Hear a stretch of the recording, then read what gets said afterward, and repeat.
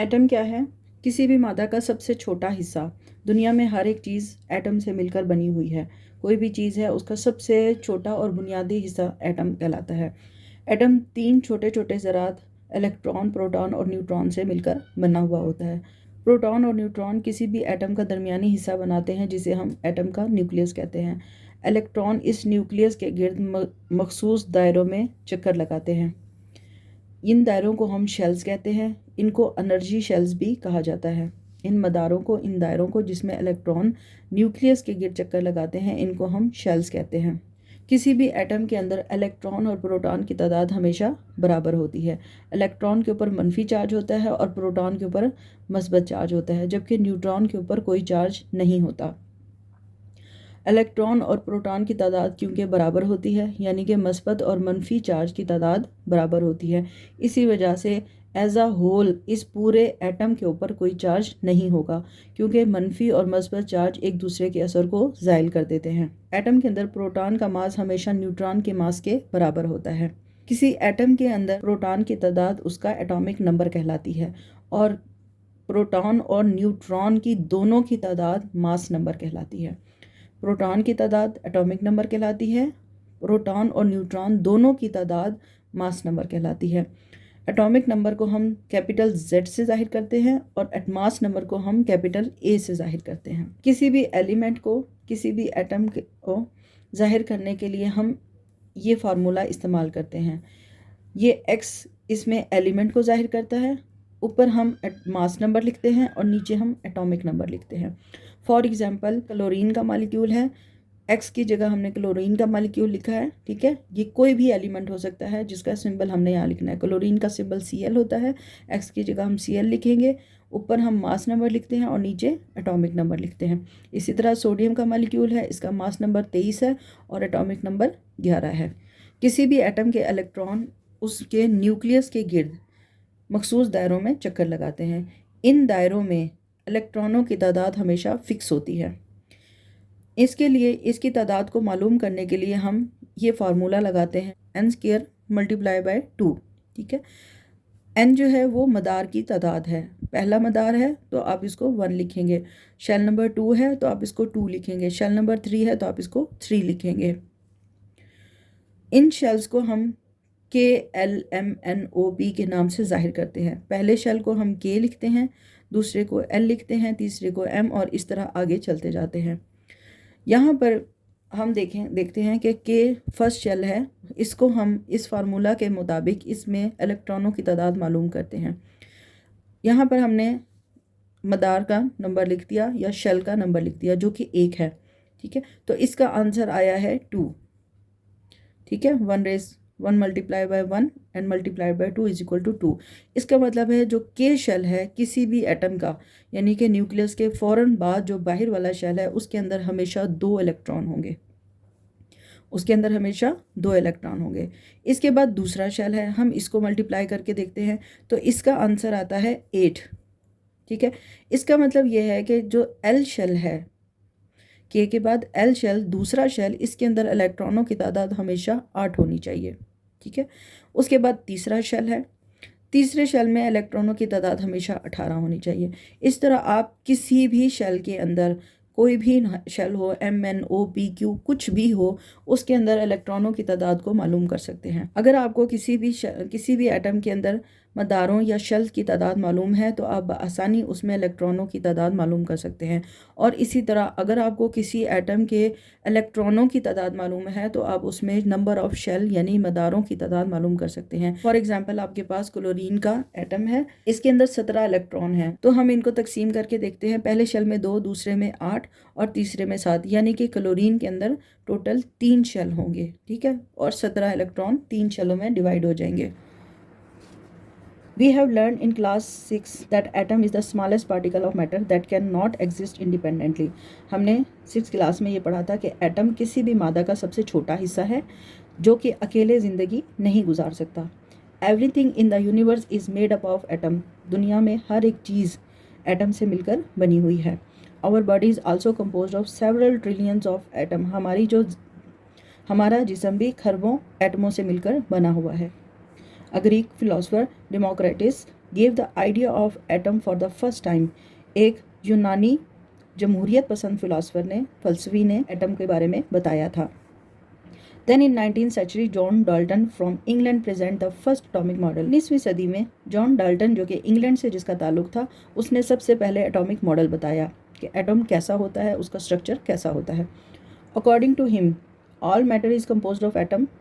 John Dalton के मुताबिक हर एक चीज़, हर एक मादा एटम से मिलकर बना हुआ है। Atom can neither be created not destroyed. किसी भी एटम को ना तो आप बना सकते हैं, ना ही उसे ख़त्म कर सकते हैं। Now what is the structure of an atom. किसी भी एटम की साख्त कैसी होती है। Is there any particle smaller than atom. क्या एटम से छोटा भी कुछ है? जी हाँ, एटम से छोटे 3 मज़ीद पार्टिकल हैं जो कि एटम को बनाते हैं। कौन कौन से हैं? प्रोटॉन, न्यूट्रॉन और electron. Atom are made up of even smaller particles called electron, proton and neutron. Atom मज़ीद छोटे छोटे पार्टिकल्स या ज़रों से मिलकर बने हुए हैं, जिन्हें हम क्या नाम देते हैं? इलेक्ट्रॉन का, प्रोटॉन का और न्यूट्रॉन का। Central part of an atom is called nucleus. किसी भी एटम का जो दरमियानी हिस्सा है वो न्यूक्लियस कहलाता है। जो इसका सबसे दरमियानी हिस्सा है वो न्यूक्लियस कहलाता है। Proton and electron are present in nucleus. Proton और न्यूट्रॉन कहाँ मौजूद हैं? न्यूक्लियस के अंदर मौजूद हैं। इलेक्ट्रॉन कहाँ पर है? Electron revolve around the nucleus. Electron इस न्यूक्लियस के गिर्द दायरों में चक्कर लगाता है। An electron has negative charge, its mass is extremely small. Electron के ऊपर मनफी चार्ज होता है और इसका हुजम बहुत छोटा होता है। A proton has positive charge, proton के ऊपर मस्बत चार्ज है। The number of proton in an atom is equal to the number of electron revolving around the nucleus. किसी भी एटम के अंदर प्रोटॉन की तादाद और इलेक्ट्रॉन की तादाद हमेशा बराबर होगी। जितने इलेक्ट्रॉन होंगे उतने ही प्रोटॉन होंगे। It has a mass 1837 time greater than that of electron. Proton का जो मास है, प्रोटॉन का जो हुजम है, वो इलेक्ट्रॉन की निस्बत 1837 गुना बड़ा है। A neutron has no charge. Neutron के ऊपर कोई चार्ज नहीं है। The neutral particle is also found in the nucleus of an atom. जो ये न्यूट्रल पार्टिकल है जिसके ऊपर कोई चार्ज नहीं है, ये भी आपको एटम के न्यूक्लियस में मिलता है। The mass of a neutron is almost equal to mass of the proton. Neutron का हुजम हमेशा प्रोटॉन के हुजम के बराबर होता है। Extend your thinking. How proton, neutron and electron are alike and different. Electron, proton और न्यूट्रॉन किस तरह एक दूसरे के साथ मिलते भी हैं और नहीं भी मिलते। इलेक्ट्रॉन, प्रोटॉन और न्यूट्रॉन एटम के अंदर मौजूद होते हैं। एटम का बुनियादी जुज़्व हैं, इसलिए ये एक जैसे हैं। इलेक्ट्रॉन के ऊपर मनफी चार्ज है, प्रोटॉन के ऊपर मस्बत चार्ज है और न्यूट्रॉन के ऊपर कोई चार्ज नहीं है, इसलिए ये एक दूसरे से मुख्तलिफ है। प्रोटॉन और न्यूट्रॉन किसी भी एटम का न्यूक्लियस बनाते हैं, जबकि इलेक्ट्रॉन न्यूक्लियस के गिर्द दायरों में रहते हैं। तो इस तरह इलेक्ट्रॉन, प्रोटॉन और न्यूट्रॉन एक दूसरे से मुख्तलिफ हैं। Why is atom neutral. कोई भी एटम न्यूट्रल क्यों होता है? उसके ऊपर क्यों चार्ज, कोई भी चार्ज मौजूद नहीं होता? इसलिए इसमें मौजूद प्रोटॉन और इलेक्ट्रॉन की तादाद हमेशा बराबर होती है। एग्जाम्पल, यहाँ पर अगर 10 प्रोटॉन है तो इलेक्ट्रॉन भी 10 होंगे। तो जितने मस्बत चार्ज होंगे उतने ही मनफी चार्ज होंगे और मस्बत और मनफी चार्ज एक दूसरे के असर को ज़ायल कर देंगे। इस तरह मस्बत और मनफी चार्ज ख़त्म हो जाएगा और जो एटम है वो न्यूट्रल हो जाएगा। Although electrons and protons in an atom have charges, but atom as a whole has no charge। ये हमें पता है कि एक एटम के अंदर इलेक्ट्रॉन भी है और प्रोटॉन भी है, दोनों के ऊपर चार्जेस भी होते हैं, यानी कि इलेक्ट्रॉन के ऊपर मनफी चार्ज है और प्रोटॉन के ऊपर मस्बत चार्ज है, लेकिन फिर भी हमारे पास जो एटम होता है उसके ऊपर कोई चार्ज नहीं होता। In an atom the number of proton is equal to the number of electron. किसी भी एटम के अंदर प्रोटॉनों की तादाद हमेशा इलेक्ट्रॉन की तादाद के बराबर होती है। As a result the total positive charge of proton balances the total negative charge of electron. इस तरह प्रोटॉन और न्यूट्रॉन जो कि तादाद में बराबर हैं वो एक दूसरे के चार्ज को ख़त्म कर देते हैं। ठीक है, कि टोटल जितना भी पॉजिटिव चार्ज है और जो नेगेटिव चार्ज है वो एक दूसरे के असर को ख़त्म कर देता है।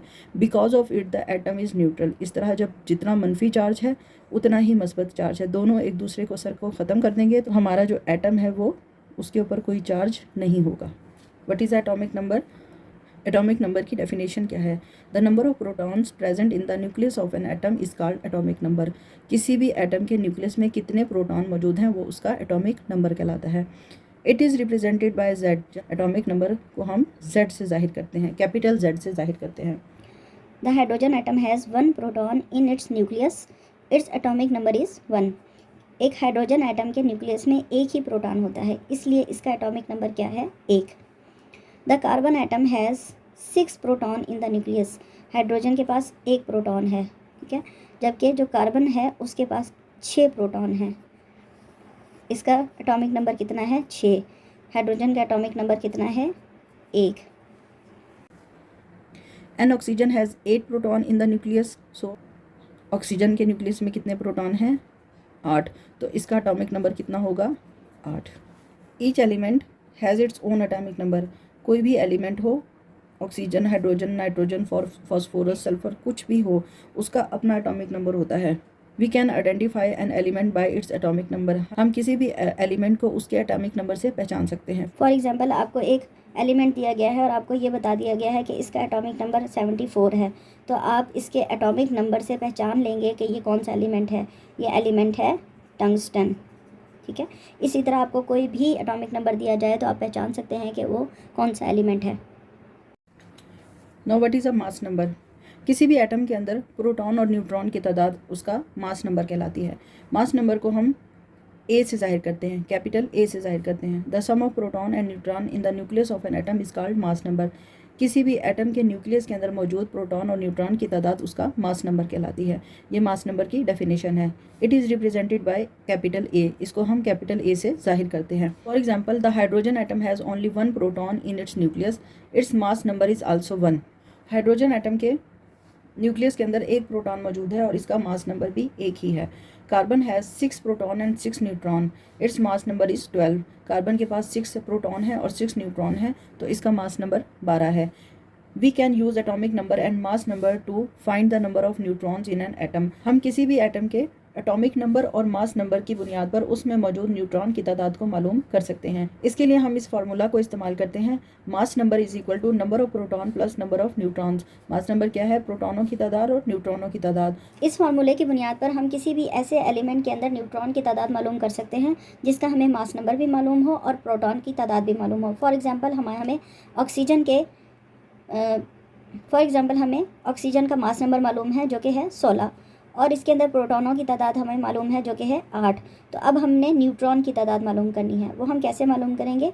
हम इसको माइनस कर देंगे, एटॉमिक नंबर को मास नंबर में से माइनस कर देंगे। 16 - 8 इज इक्वल टू 8। तो हमारे पास ये आ जाएगी न्यूट्रॉन की तादाद, यानी कि हमारे ऑक्सीजन के एलिमेंट के अंदर 8 न्यूट्रॉन मौजूद हैं। General symbolic representation of an element is दस गिवन बिलो। हम अगर किसी एलिमेंट का सिंबल्स के साथ डिस्क्राइब करना चाहें, उसको बताना चाहें, तो हम इस तरह बताएंगे, ये कैपिटल एक्स हो, ये एलिमेंट को जाहिर करता है। इसके ऊपर ए मास नंबर को जाहिर करता है और एटॉमिक नंबर नीचे लिखा जाता है कैपिटल जेड के साथ, ठीक है। ऑक्सीजन का सिंबल है ओ, इसका मास नंबर है 16 और इसका एटॉमिक नंबर है 8। तो हम इस तरह ऑक्सीजन को सिंबल्स के साथ जाहिर कर सकते हैं। इसके अलावा आपने किसी भी एलिमेंट को जाहिर करना हो तो आप उसको उसका सिंबल लिखेंगे। यहाँ पर एक्स एलिमेंट के सिंबल को जाहिर करता है, ऊपर आप उसका मास नंबर लिखेंगे और नीचे उसका एटॉमिक नंबर लिखेंगे। Oxygen atom has atomic number 8 and mass number 16। का एटॉमिक नंबर है 8 और मास नंबर है 16। What would be the number of neutron in its nucleus? तो इसके न्यूक्लियस के अंदर कितने न्यूट्रॉन होंगे, ये हमने अभी कैलकुलेट किया था, 8। Extend your thinking. Tungsten is an element with 74 proton and 109 neutrons. Tungsten के पास 74 प्रोटॉन है और 109 न्यूट्रॉन है। What is tungsten atomic number? How many electron does the tungsten have? Tungsten का एटॉमिक नंबर क्या होगा? इसमें मौजूद प्रोटॉनों की तादाद, यानी कि 74। अब हमने ये बताना है कि इसके अंदर न्यूट्रॉन कितने हैं। ये हमें मालूम है कि किसी भी एटम के अंदर प्रोटॉन की तादाद इलेक्ट्रॉन की तादाद के बराबर होती है। तो इसका मतलब है टंगस्टन के पास कितने इलेक्ट्रॉन होंगे? 74।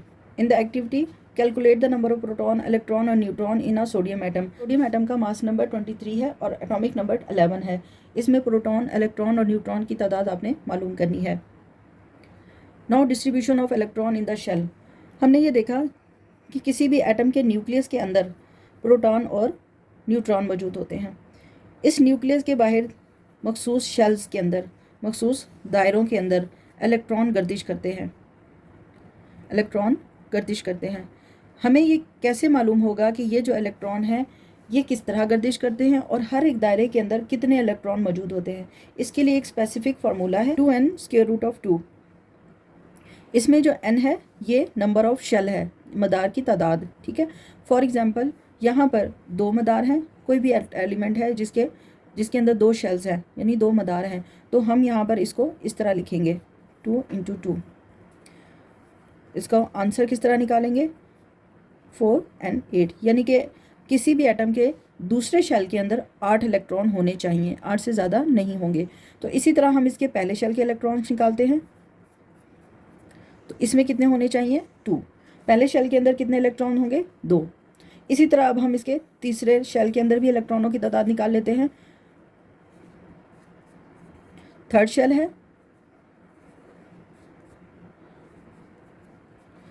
इसका मतलब है कि हमारा जो तीसरा शेल है, ये तीसरा मदार है, उसके अंदर 18 इलेक्ट्रॉन होने चाहिए। इस तरह जितने भी शेल्स बढ़ते जाएंगे उसी तरह इलेक्ट्रॉनों की तादाद को काउंट किया जा सकता है।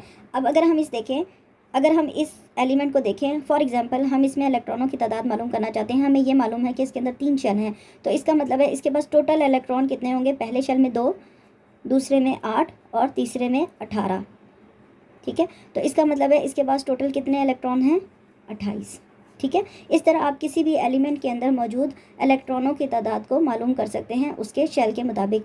इसी तरह अगर आपको किसी भी एलिमेंट के इलेक्ट्रॉनों की तादाद मालूम है तो आप उसमें शेल की तादाद भी मालूम कर सकते हैं। We know that electron revolve around the nucleus of an atom. ये हमें पता है कि इलेक्ट्रॉन किसी भी एटम के न्यूक्लियस के गिर्द दायरे में घूमते हैं। Path of the movement of electron around the nucleus are called shell. किसी भी न्यूक्लियस के गिर्द जो दायरे हैं, जो मदार हैं जिसमें ये इलेक्ट्रॉन घूमते हैं, उसको हम शेल कहते हैं। Electrons are distributed in different shells. Electron मुख्तलिफ दायरों में मुख्तलिफ तादाद में तकसीम होते हैं। Shells are also called as energy level. ये जो दायरे हैं, ये जो शेल्स हैं, इनको हम तवानाई के दर्जे भी कहते हैं। These shells are labelled as KLMNOPQ। जो न्यूक्लियस के पास सबसे पहले दायरे को हम K से जाहिर करते हैं, उसके बाद L से, और फिर जितने बढ़ते जाएंगे LMNOPQ, इस तरह इसको हम आगे डिवाइड करते जाएंगे। K is the first shell. K सबसे अंदर वाला पहला दर्जा है। We can calculate the number of electron in shell using the formula. हम इस फार्मूला के तहत इलेक्ट्रॉनों की तादाद मालूम कर सकते हैं। यहाँ पर आपको पहले 18 एलिमेंट्स का एटॉमिक स्ट्रक्चर दिखाया गया है। सबसे पहला एलिमेंट है हाइड्रोजन। हाइड्रोजन का एटॉमिक नंबर है 1। इसके पास 1 प्रोटॉन है और 1 इलेक्ट्रॉन है, इसमें न्यूट्रॉन नहीं होता। हीलियम का मास नंबर है 4 और एटॉमिक नंबर है 2। इसके अंदर 2 प्रोटॉन हैं, 2 न्यूट्रॉन हैं और इसी तरह 2 इलेक्ट्रॉन हैं। इसके बाद लिथियम का मास नंबर है 7 और इसका एटॉमिक नंबर है 3। इसके पास 3 प्रोटॉन है, 4 न्यूट्रॉन हैं तो और 3 इलेक्ट्रॉन हैं। इस तरह आगे चलते जाएं तो बेरिलियम के पास 4 प्रोटॉन है, 5 न्यूट्रॉन है। कार्बन का एटॉमिक नंबर 12 है, नाइट्रोजन का 14 है, ऑक्सीजन का 16 है। में सबसे आखिरी 18वें नंबर पे आर्गन है, जिसका एटॉमिक नंबर 18 है और मास नंबर 40 है। इसके अंदर 18 प्रोटॉन हैं और 22 न्यूट्रॉन हैं। ये आपको पहले 18 एलिमेंट का एटॉमिक स्ट्रक्चर दिखाया गया है।